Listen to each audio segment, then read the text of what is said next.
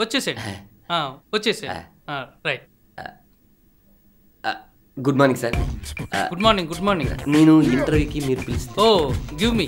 Sir ఇదిగో నా file sir. 10th 2 సార్లా? అవును సార్. ఇంటర్ కూడా 2 సార్లా? అవును సార్. అవును సార్. ఓహో అబ్బో, డిగ్రీ కూడా 2 సార్లు అన్నమాట. ఏంటయ్యా అన్ని 2 సార్లు చదివావు? యాక్చువల్లీ ఏం జరిగిందంటే సార్, నేను 10th క్లాస్ ఎగ్జామ్స్ రాస్తున్నప్పుడు కాన్సన్ట్రేషన్ తో పోయినా మా స్కూల్ బిల్డింగ్ భూకంపం వచ్చి కూలిపోయింది సార్. అది మళ్ళీ కట్టేసరికి ఇంకో 1 year పట్టింది సార్. అలా 2 years అయిపోయింది సార్. మరి ఇంటర్ సార్, ఇంటర్ లో నేను ఎగ్జామ్స్ రాస్తున్నప్పుడు మా ప్రిన్సిపల్ కి హార్ట్ అటాక్ వచ్చింది సార్. ఆయన హాస్పిటల్లో జాయిన్ చేసి తిరిగి కాలేజీలో జాయిన్ చేయడానికి 2 years పట్టింది సార్. అలా ఇంటర్ కూడా 2 years అయింది సార్. మరి డిగ్రీ? ఇందులో డిగ్రీ కూడా ఉందిగా. అదేంటి, డబ్బులు లేక రమేష్ గారికి తాకట్టు పెట్టేనే. ఇది కలర్ జిరాక్స్ అయి ఉంటుంది సార్. ఎస్. ఫైల్ చూడండి సార్. ఫైల్ అది ఫోన్ మోగుతుంది. హలో, అలాగా? ఎంత అడిగారు? కంగ్రాట్స్ సార్, మీ పెద్ద అబ్బాయి పెళ్లి కుదిరింది కదా. వదులు. కాదురా, మా అబ్బాయిని వాడు కిడ్నాప్ చేశాడు రా. 5 లక్షలు అడుగుతున్నాడు. Very funny, very funny. ఎంత లక్కీ సార్ మీరు. పోయినసారి ఇలాగే నేను ఇంటర్వ్యూకి వెళ్తే ఆ బాస్ వాళ్ళ కూతురు ఓ ముష్టోడితో లేచిపోయింది. ముష్టి వాడితో. దానికన్నా ఇది బెటరే కదా సార్. ఎవరైనా సార్ చెప్పు. కంపెనీ మీద ఇన్కమ్ ట్యాక్స్ వాళ్ళు రైడ్ చేశారు సార్. 50 లక్షలు కట్టమంటున్నారు సార్. మీది మామూలు సుడి కాదు సార్, వట్ర సుడి.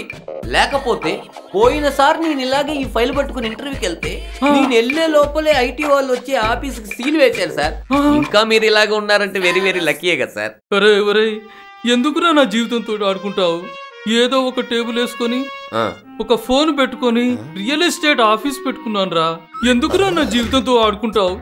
ఇది రియల్ ఎస్టేట్ ఆఫీసా? అవునరా. సాఫ్ట్వేర్ ఆఫీస్ కాదు. మరి దీనికి చదివేందుకురా? తెలివి ఉంటే సరిపోద్దుగా.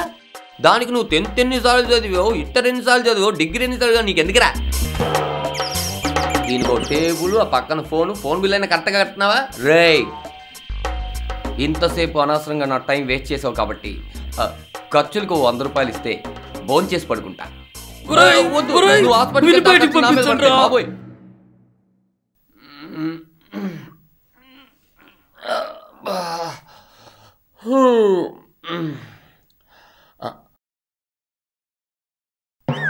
అమ్మో టైం 10 అయిపోయింది.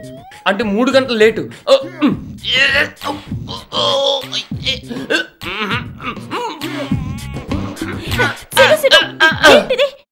లేకపోతే పొద్దున్న లేచి ఎవడైనా నచ్చే పని చేస్తాను, నేనేమో పొద్దున్న లేచి చచ్చే పని చేస్తున్నాను. నేనుండగా నీకెందుకు శ్రమ? అంటే నువ్వే నన్ను చంపేస్తావా? ఒక ప్రియురాల చేతిలో చావడం కన్నా ఒక ప్రియుడికి ఏం కావాలి చెప్పు. మీ నాన్న నన్ను చంపడానికి కల్లో కత్తి పట్టుకొని వస్తే అక్కడికి కూడా నువ్వు వచ్చేసి పొద్దునే నన్ను నిద్ర లేపేస్తావు. ఎవడైనా బ్రతికే మార్గం లేక చావాలనుకుంటాడు, నీ చచ్చే మార్గం లేకుండా బతికేస్తాను తెలుసా? ప్రియా, మొన్న రాత్రి ఏం జరిగిందో తెలుసా? ఆత్మహత్య చేసుకుందామని రింగ్ రోడ్డుకి వెళ్తే గంటకి 125 కిలోమీటర్లు ఫాస్ట్గా వచ్చే కారు కూడా చావుకు 6 అడుగుల దూరంలో పెట్రోల్ లేకుండా ఆగిపోయింది. ఆత్మహత్యలకి ప్రయత్నించి నా అనుభవం ఎంత పెరిగిపోయిందో తెలుసా? 30 రోజుల్లో ఆత్మహత్య చేసుకోవడం ఎలా అని పుస్తకం ఒకటి రాసి రాయల్టీ నీ పేరు మీద పెట్టి అప్పుడు రాయల్గా చచ్చిపోవాలని ఇప్పటి నుంచి ప్రయత్నిస్తా. సీను, అది సరే గాని రాత్రేంటి పైనుంచి ఏదో పడిన సౌండ్ వినిపించింది? నీకు నిన్న రాత్రి మట్టుకే వినపడింది. అది ప్రతి రాత్రి జరుగుతున్నది. ఆత్మహత్య చేసుకుందాం అని బిల్డింగ్ మేంచి పిట్టగోడ మీదకు దూకితే పిట్టగోడ పడిపోయింది. దాని కింద పిట్ట చచ్చిపోయింది. నేను మటుకు చావలా. ఈ విషయం మీ నాన్నకి ఎక్కడ తెలిస్తే ఆ అమౌంట్ నా అకౌంట్లో వేస్తాడని నేను చెప్పలా. నువ్వు చెప్పకే. చెప్పలే కానీ ఫ్రెష్ అయ్యరా, ఏదో ఒకటి తిందు. ఛీ, ఆఖరికి ఆకలితో కూడా నన్ను చావనివ్వట్లా. నువ్వు అన్నదాతవే కాదు, ప్రేమదాతవి, అప్పుదాతవి కూడా.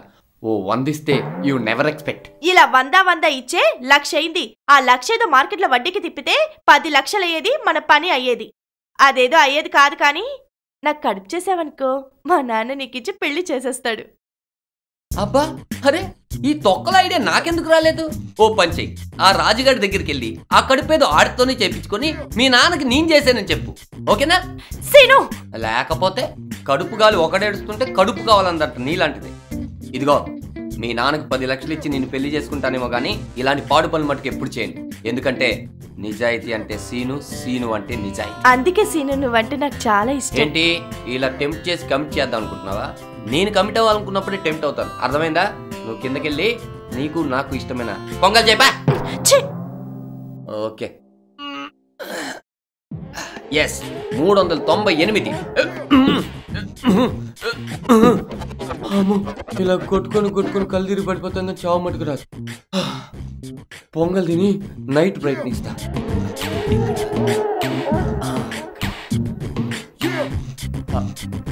దేవుడా, ఈ రోజైతే చచ్చిపోతే చూడైనా.